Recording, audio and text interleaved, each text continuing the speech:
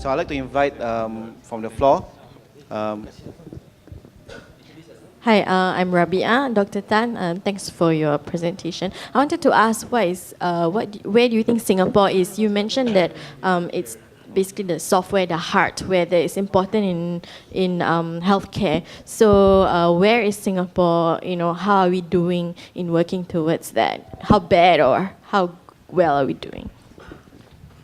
I've only been back in Singapore a few years. I'm still trying to learn, but off the cuff,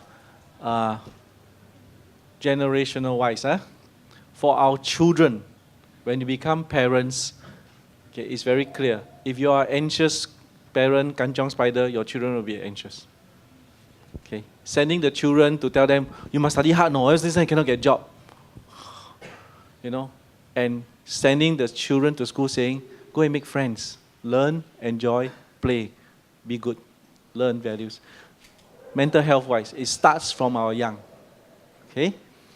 At the other extreme, I hang out with senior citizens. You go to any senior citizen center, mainly men or women? Mainly women, right? At the community center, at the daycare center, mainly women. The men, they just don't come, right? They just hang out at the coffee shop. They just don't come. So we got to teach, because our men don't have role models, right? When they never see their fathers at 80 years old, because our present 60 to 80 years old, they lost their fathers very young. Right? For example, my own father died at 67. Okay. So we need to help the men understand what is active aging. Okay. Because they don't want to, I visit Tampines Silver Connect, the men don't go. They say, I go there, I have to listen to somebody, stand up, sit down, drink coffee. They don't like to. Okay. So both extremes, I'm talking about narrative. Then in between, right? All I'm saying is that I think we need to take a bit more ownership of our own health. Right? I think we need to spend more time on prevention. Jack Sim, the World Toilet Organization guy told me, you doctors are not interested in healthcare. When I'm healthy, nobody cares about me. When I'm sick, then you care for me. You're interested in disease care. Right? How do we really promote healthcare? Okay. So those are things you think about. Technology will change a lot. Technically, I can solo a pill in a few years' time, and the pill can do a gastroscope, colonoscope, send the Wi-Fi the pictures to somebody in India or China who can read and say whether you got ulcer or colorectal cancer. It can be done, right? As a phone app, possible, right? It can detect the cell, the changes inside. I'm sure it can be done, right? But we will resist such idea because you cannot collect money. Right? The surgeons cannot collect money, cannot do the colonoscopy. So healthcare financing, a lot of ideas. Okay, thank you. Your ideas? I think there's the business of healthcare, okay, that we need to take note of, that is very real, as what Doctor mentioned. When you talk about the business of healthcare, therein lies the economic side of it. Okay, what do we mean by that? Okay, the cost of healthcare is on the rise, obviously, worldwide, and we are facing with a global aging population. So again, when you talk about healthcare, it is not just about your personal health, but of course the healthcare, medical insurance, the coverage, all will go up too. So this is something that the US has been struggling for decades. So the business of healthcare, the economics of healthcare thus becomes very real, mounting high. Subsidies are not sustainable. That means the government subsidies are not sustainable to cover all the time. The reality of it is medical advancements, technological advancement, as well as prevention measures. Preventive measures are actually key to it, as what Doctor mentioned. So this is the tide, the wave of change that's happening. The tides are coming in real hard, real strong, and therefore we have to take, the cliche mantra of prevention is better than cure. So there are a lot of statistics on two things, global aging, as well as rising medical costs, as well as medical coverage, healthcare insurance coverage, that are affecting a lot of all these, how businesses are run and how people are being insured, how people affordability of people to go for healthcare. Yeah, thank you. Thank you so much. Any other questions? We'll take two questions. Yes, I see Johan. Johan, go ahead. Hi, sir. I have two questions. Okay. Oh, two questions. One Okay, is on good. economics and one is on healthcare. For economics, I think recently we have a lot of startups in Singapore. And sir, you mentioned that the economic cycle has shortened to about 3 to 4 years.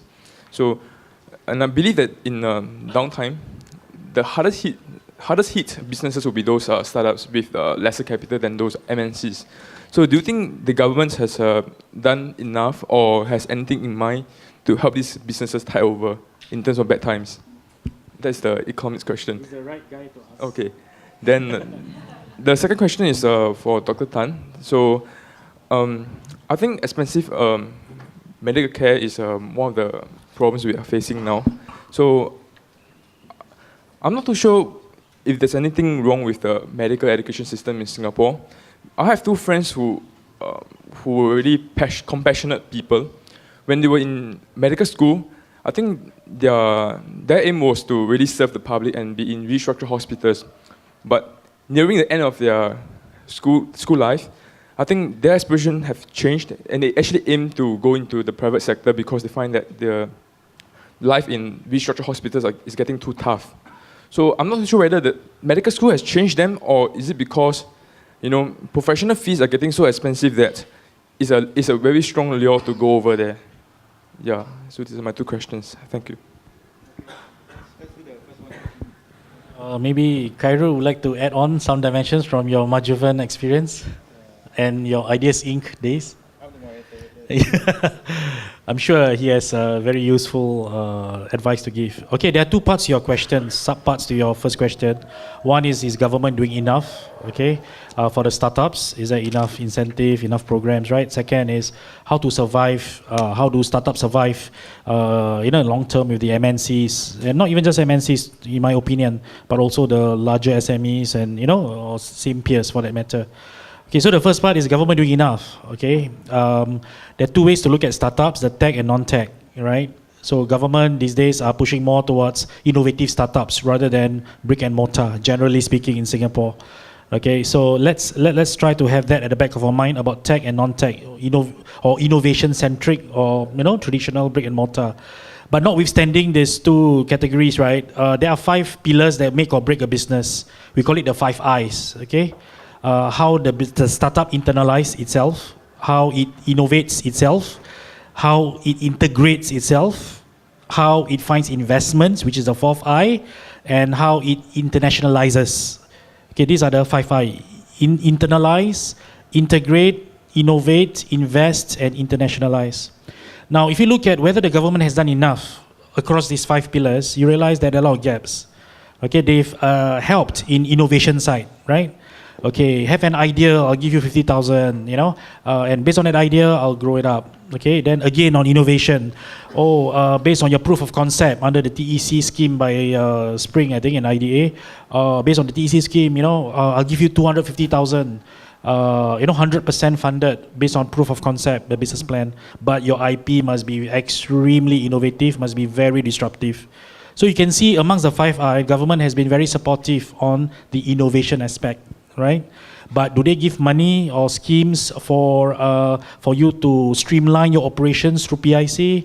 Unless you have 3 CPF paying employees, etc., which most startups will not be able to have stable payroll. So the internalization side is a gap. So the government probably has done internationalization. Even then, to internationalize, you have to spend minimum $250,000 in a given year. And you must have a paid-up capital of $50,000, and then they will give you grant from 50K to 100 over K for branding and all that for you to internationalize. So out of the 5 pillars, only one of the 5 pillars I see very helpful or in existence for the startups. Okay, in short. And second thing is how do you survive with MNCs, the bigger boys. So on the first part, I forgot to mention, but more from investor side, of course, the tax, for the investors that invest in startup. And of course, the first 3 years of your operations, the first $200,000 is tax-free, based on your profits of $200,000. So just to complete the first part. So yes, there are incentives, but more could be done across the 5 pillars. Now, as for startups, it's not just about competing with MNCs or bigger boys. See, for tech startups, they tend to grow by depending on a lot of funding. Especially those fintech, those mobile apps, those web to mobile platform. So they need a lot of funding, then they go in a big way, they scale up fast, right? So unfortunately for the non-tech, they have to find ways to innovate using technology. They may be a florist, they may be a caterer, they may be a brick and mortar business that uses technology as opposed to a pure tech play.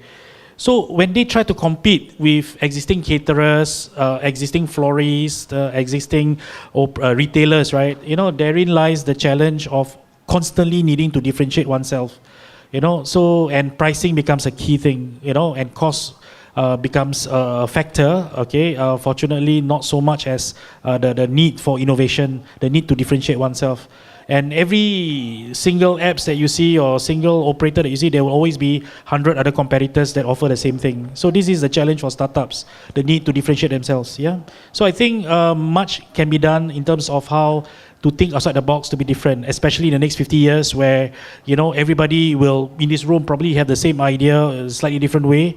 And then you guys will be sitting competing and we'll see some kind of consolidation happening at some point. When everybody offers the same thing at the same time across the same cycle, there will be some kind of merger, consolidation, and grouping of sorts, or either that you exit. Okay, that's the implication. Thank you.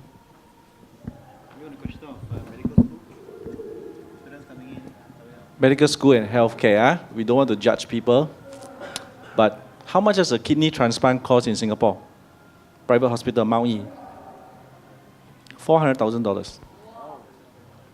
But there are X number of Singapore people who will buy a $400,000 car, but who will say that kidney transplant at $400,000 is expensive. It blows my mind. Agree? So, I didn't burn my bridges when I went to China to work as a doctor there. I make sure I buy enough money to have a kidney. I make sure I buy enough insurance to cover a kidney transplant. I don't have $400,000. I just need to buy enough insurance to cover $400,000. That's the worst thing that can happen to me now. If I need any healthcare cost more than $400,000, your vegetable might as well die. Okay? So that is the base. It's just values, right? At one time, an esteemed health minister in Singapore kena scolded because he said a mammogram costs $25 with government subsidy. You women are willing to pay more money to perm your hair than to get a mammogram. And man, the women groups really scolded him. He said, you sexist, you this, you that. But that is true, right? I'm just comparative values. Okay, so how much the government, I stand on the other hand, okay, I'm on this email debate with my friend who wants to say that cars in Singapore should be extended to 12 years. I say, as someone who don't own car, I think we have too many cars in Singapore. Yeah. Right? So simple. I say, then she said she's unhappy because of the policy, want to vote against government. I say, statistics show that people who walk more are generally happy. Okay, this ongoing debate. I say, I don't blame or rely on government policies. I don't allow government policies to dictate what I'm happy or unhappy about. I show her a picture of her, me pushing a wheelchair, my mother, 86 years old, blind, and both of us very happy. Okay, so the government does what the government does. Okay, it cannot dictate. It helps or hinder what I do in education and business. For anything, I'm helping anywhere student to do enterprise startup. My fear is that the more we help, the worse it becomes. The very fact that we have an enterprise center research fund may be the very reason why they are not thriving. Okay? So, education, medical students and all, there's no perfect system to screen who should come into medicine or not. There's no perfect system. In the end, we all go through a journey of life. Okay? They tell me it's tough. I will tell them, look, I wake up at 5 o'clock in the morning, I read my cases, then I take a bus to GH, make sure I reach there by 6:30. And it has gone on with me for life. Okay? So this morning at 5 a.m., I went jogging. Now that I don't read my cases. Right? I've gone jogging, I went walking with my wife, I've done my work, declared my email, then I came here. So what is tough? It depends on what you want. So if you want a $400,000 car, plus perfect healthcare, plus a bungalow house, man, you cannot have everything. Okay, so these are something for us to think about. Is life tough? Life is tough, right? That's why I show you the thing. Violence is what we do when we don't know what it is. So the violence doesn't mean take out a gun and be a terrorist. Okay, the most violent thing we can do. Okay, I think I have it.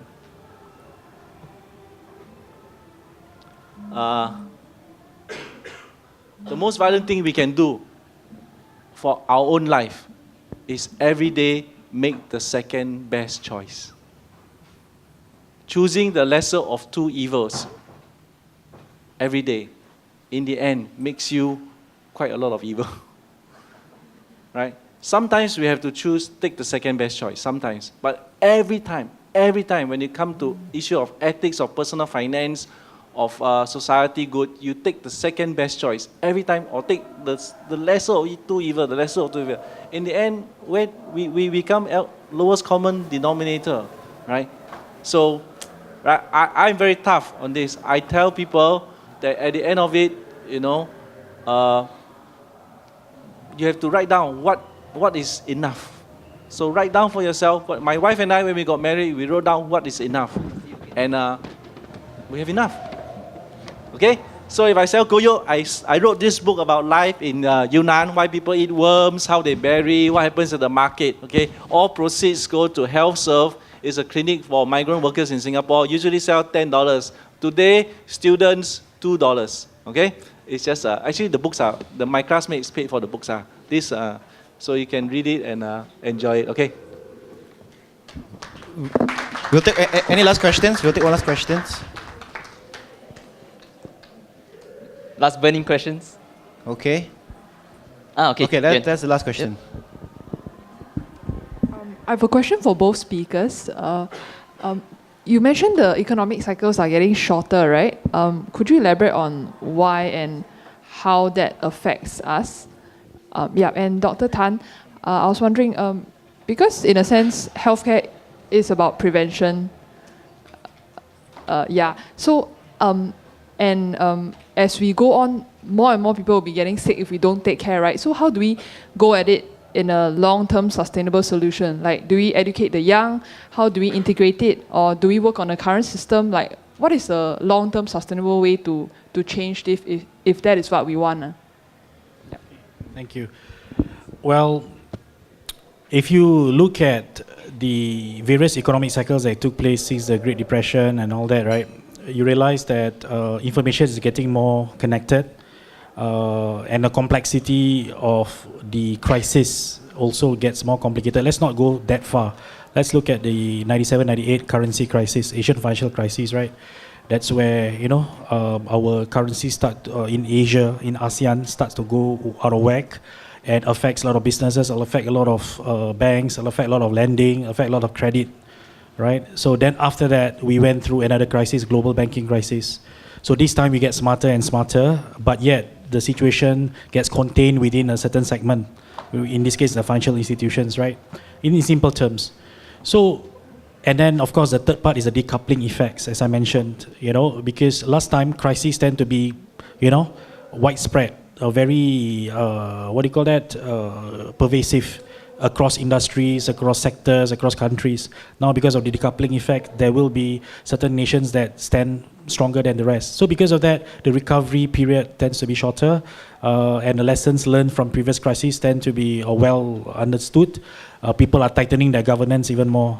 So that's why in times to come, you will see a lot of contagion or rather risks are contained within a certain segment and certain pockets of the region and economy. So, from that angle, I would like to believe that the economic cycle will hinge between 3 to 4 years each time in a different kind of theme. So the question here is, how do you predict that event from happening? Will it be a currency crisis? Will it be a banking crisis? Will it be a debt default crisis by a sovereign, by a country that is then spread to the lenders who are exposed to that? Okay, so there are pockets of crisis instead of one big mega crisis happening that we see coming more frequently. Thank you. I come from the other angle. I hang out with low-income families. Number one cause of low-income families actually is very dysfunctional family, very torn families, divorce, mental illness, okay? So whatever your economic cycle, okay, we have to handle that. Healthcare is expensive, and actually prevention is the most expensive. I sat my daughter down, my daughter is about your age. I said, next elections, you're going to vote. I'm not PAP member, I said, there's only, if I were you, there's only one factor that you want to hold your future government accountable for. What's that thing? Climate change. I said, if now you complain about MRT train crowded, housing crowded, a lot of foreign workers, anything, once the seawater rise 2 meters, your MRT train not crowded. Your HDB price empty. Your HDB house empty. We are an island. And it's going to be very expensive, even if it costs us half the reserve to protect the island from the effects of seawater rise, right? You have to think about it. It's your generation. You're going to face it, you know. All the rest kacang putih, you know. Whether you have to line up. I mean, my patients come and tell me, I line up 40 minutes to see doctor, want to write letter or complain. I said, then Toto, you line up 2 hours, never mind. But Toto, they say got $30 million jackpot. I said, yeah, your health not jackpot. Right? So people like me never get promoted. I tell them straight in the face, I say, yeah, I'm a very nice doctor, but this is what we do. Prevention, there's no healthy people without healthy environment. And you need to take care of the environment.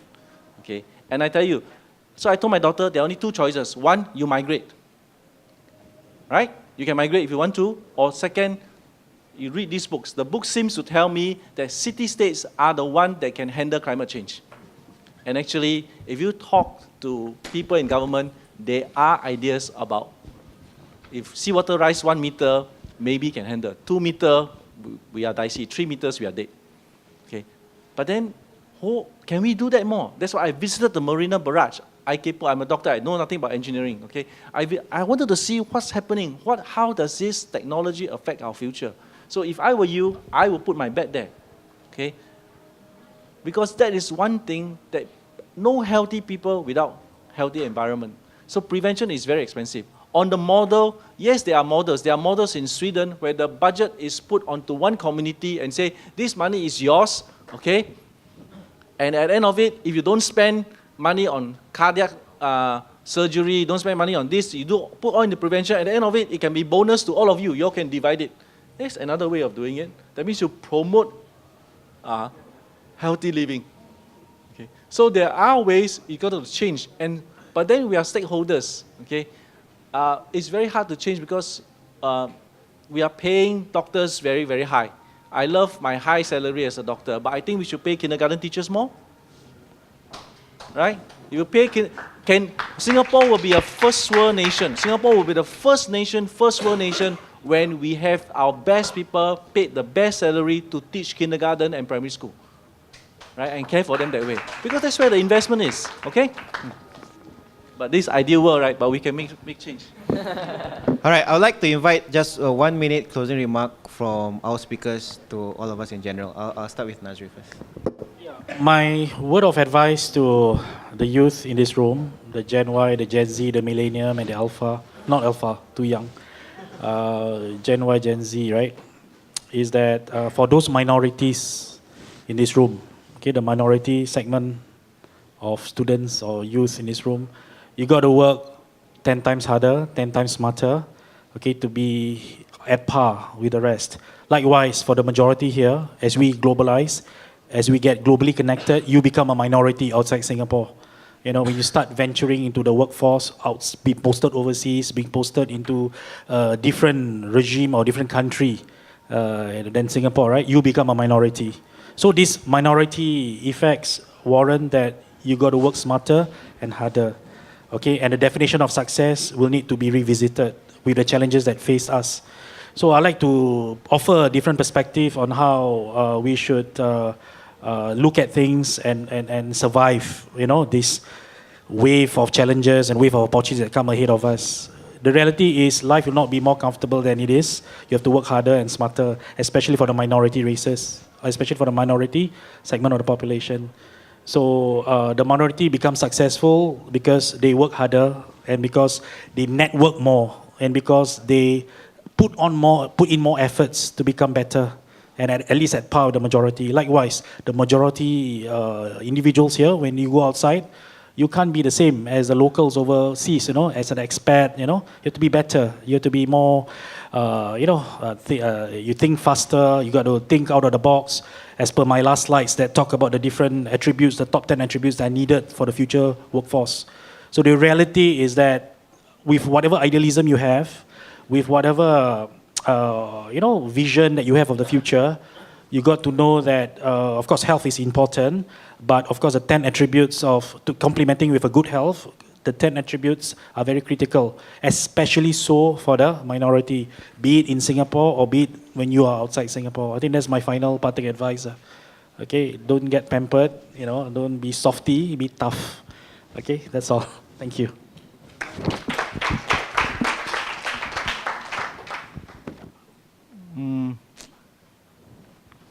I would say 3 M's. I have 3 M's. What do you do with money?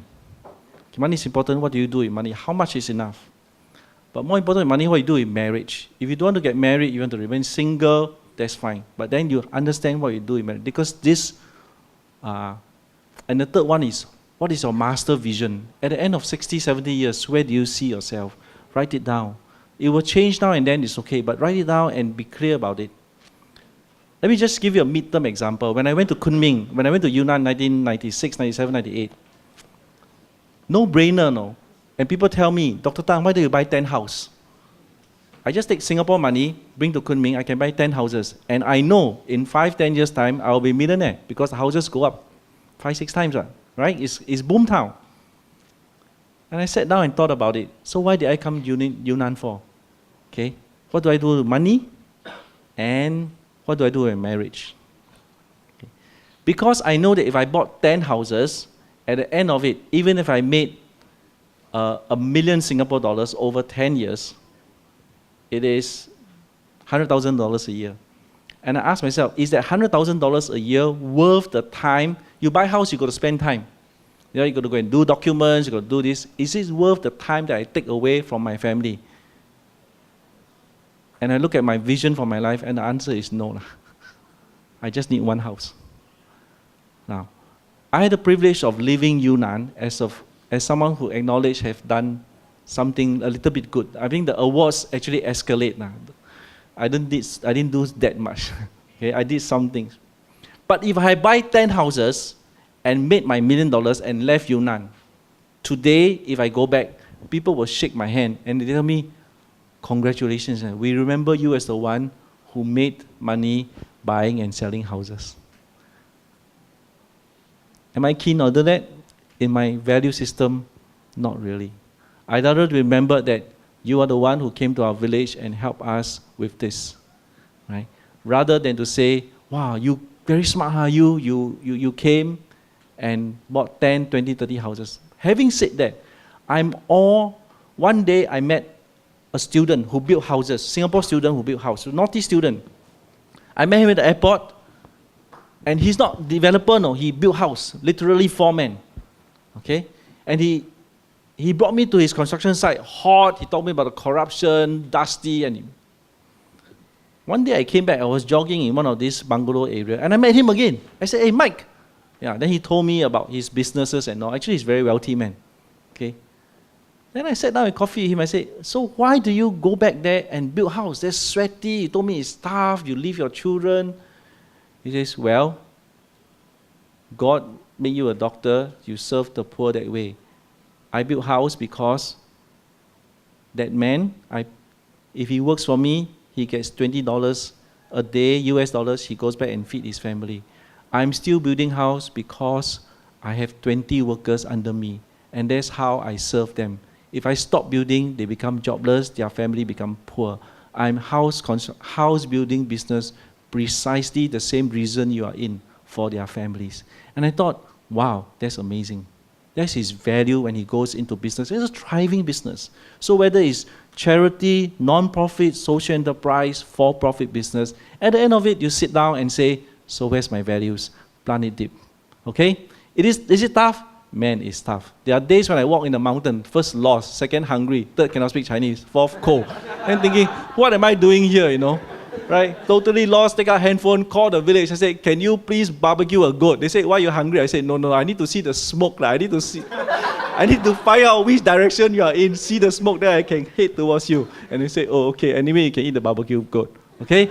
All right, so that was so instructive to me. Sometimes you just need a friend out there to light a fire and get you back on the same direction when you are lost and say, yes, I'm heading there. It's okay. In the meantime, I'm cold, hungry, speechless, lost, but it's okay. If someone can light the fire for me, I can see up in the mountain, that's where I'm going, it's okay. All right? Thank you very much.